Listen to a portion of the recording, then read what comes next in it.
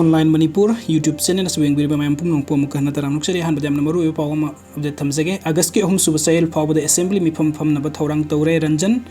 Manipur gi wahau da parliament mifam hanjan yaithokre opposition gi MP kunthang jan mita Manipur laktuna phibam yengsin gadore phagak saw ikhai da kukiland hobasing na landarak padagi security force ka kuthok nakre personal ani sokle kuki militant ama sire ahum sokle Imphal East ki melno phaida kuki militant singa BSF ka खुद नखरे donor ministry NEC की मखादा project सिंग पाइखतनब मणिपुर की लुपा करोड़ 463.3 थादोरखरे मणिपुर की violence Narendra Modi ना वांगांग दबबु यानिंगदब फोंदोक्तुना बिहार की BJP spokesperson resign तौखरे relief camp सिंग the Liangmai Baptist association चाना थकनब पोलम सिंग तेंगबांखरे जुलाई 19 की खोंगचत मियाम पुन सरुग याबियु KSA मिजोराम की CM जोराम थांगागी मितम मियाम न मई थाबा लेप्ट्री अदुगा मथंग अपडेट असना कांगबाई मनिंग दगिना तेरा खोंगसांग बे मनिंग फावबगी किलोमीटर अनि मखाई रोंगी मफमदा अकनब मोंग दोनों मैकाप नखरे कुकी मिलिटेंट सिंग कंबाइंड फोर्स का खुद थोक नबदा AR अमसुंग CRPF सिंग याउखिदे कुकी मिलिटेंट सिंग का खुद थोक नबदा सोकपदगी बिष्णुपुर डिस्ट्रिक्ट हॉस्पिटल दा लाइकन नकिबा ओय असोकपा सिंग एम्बुलेंस ता हापतुन पुनबा होटनबा मितैगी yum Manga mai thakhre Commando ama army ama volunteer mari kuki militant ahum sokle ama sire drone thangat pada kuki militant khargi haksang taduna leiba unakre Bishnupur district ke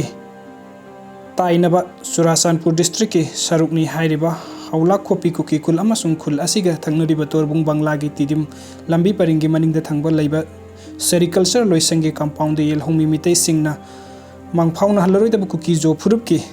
separate administration की demand फुरुप असिदा ओनसिलक्तुना सथरगलिबा लांदा लैखिदबा cookie जो फुरुप की militant सिंग ने यामलबा हक्सांग सिंग लैरोन चननबा थौरांग तौरकपदगी कंसिलकलिबा लान खंबीनबा लैतबदगी मखातारकपदा ngasi ayuktagi hauraduna numidang phawbada kangbai maningdagina tera khongsangbi maning phawbu kilometer ani makhai sang mafamda kuki militant सिंग state force amasung khulngakpa khunja सिंगी मरकता अंगक फंगना कनब लान सोक नखरे लान असिगी मनुंग चना cookie militant सिंग ना मितेगी yum मंगा मै थाखरे कमांडो पर्सनल अमा कुमाउन रेजिमेंट पर्सनल अमा खुलंगक लखिबा volunteer मरी अमसुंग cookie militant अहुम सोखरे अदुगा खुनगक लिबा खुंजा सिंगी मै कैदेगी खुद थोकनखिबा मफमदगी अकोइबगी मथक्ता ड्रोन सिंग थांगतुना येंगबदा तोंगान तोंगानबा सिंखोंग अमसुंग लबुकी मफम सिंगदा कुकी मिलिटेंट तारा रोंगी हक्सांग सिंग तादुना लैबा उनखरे हाइरी ngasigi akan balan phamase ayuk pung manga rom tarak padagi haurakibani ahan bada kuki militant singna khungak liba khunja sing tamna nongmai amadi bom kaya mathang kapse lakhibani akan ba tek sa tharak padagi kangbai rom dagi na tera khongsang bi khulgi maning thangba saruk ta laiba miteigi khun sing da nupi angang yauna mioi kaya ngasi khan na lanjena duna safa ga da mafam da laina ki adu khungak liba khunja sing amsung state force sing yum sing aduga atopa update amna sabung khok khunau amasung santi khongbal gi maning thangba saruk ta kuki militant singa BSF ka kan mong da khut thok nakre Imphal East ke sabung khong khunau amasung santi khongbal mitei khul ani gi maning thangba saruk ta leiba tuisin amasung phaimon kuki khul singi marak ta kuki militant singna mafam asida posang duna lairekhiba BSF ki personnel singi marak ta kan mong da khut thok nakre thodok asida BSF ki mai keida asoka panama ta yaukide adumo enema kuki militant singi mai keida asiana yoronggadra haina thajanari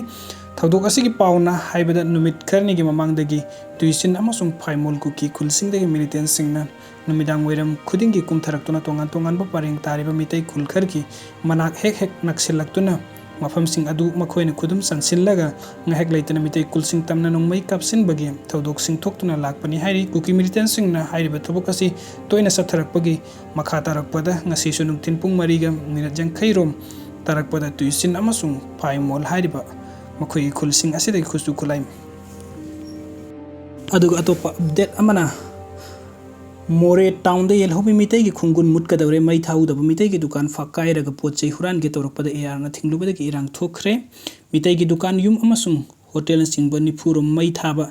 याउना थुगाइदुना मांगाता थोखनखरे security नुपी personal अमसोकले cookie militant सिंगी मै कैदासियाना योरमगनी थाजनरी सही लिसिंग अहम हेनबगी सगोनरगलिबा पुआरी गी तंका खरदा मणिपुर गी ngamkhaida singnar khiba sing thawna phana mairong yaduna temsing na khiba sing mamu thudek tuna ngasi phawang nganglakliba territorial integrity ku ki jo phurup ki mioi khujok kharna tongan ba administration fatuna lawgani haibagi ओइरोइदबा मंगलान मांग थादुन state असिगी majority L हुपुरुपते संगसिलगलिबा कनबा लान चपचाना मायोकनरगसु ललोन इतिकी अचौबा मफम अमा ओइबदा नतना Myanmar ताइनबा ख्वाइदगी चावबा town अमा ओइरिबा मोरेदा हंजिन हंजिन cookie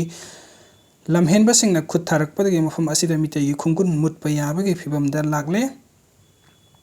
cookie मिलिटेंट्ससिंगना कापसिलकपदा बोमना पानखिबा नुपा मचा अमा लैखिद्रे ngarang nungyai pung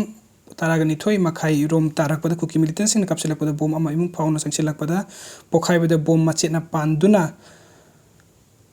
nupa maca ama laikhidre hari video sing biba kidamak tam mayam pung mukana thagachari anobom tit kidamak tunuk sibidang channel subscribe to bidamu. Thank you so much.